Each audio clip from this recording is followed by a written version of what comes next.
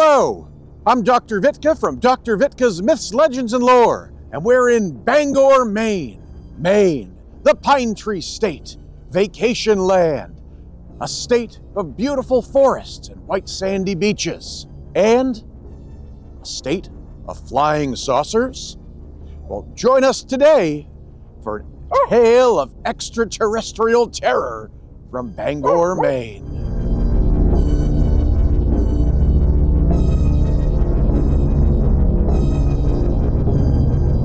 The year was 1965, and a man named John King was enjoying a leisurely drive down an isolated Maine highway right outside of Bangor. He was blasting the radio and having a good time. Perhaps the song he was listening to was King of the Road by Roger Miller.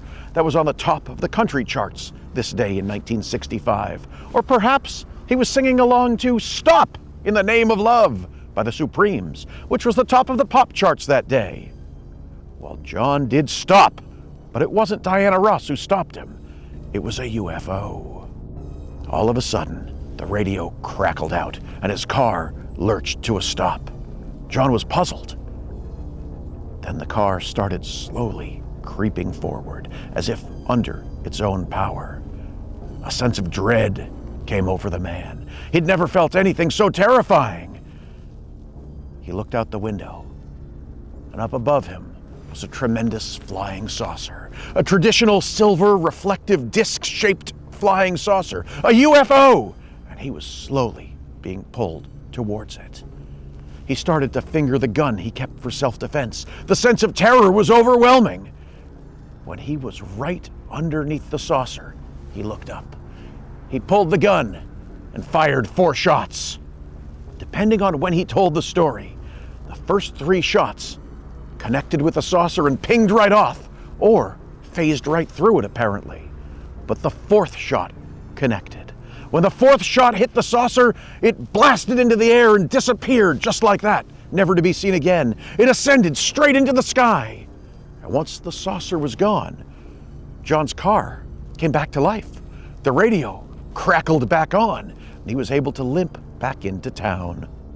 According to the book UFOs over Maine, the authorities who investigated John's story found him believable.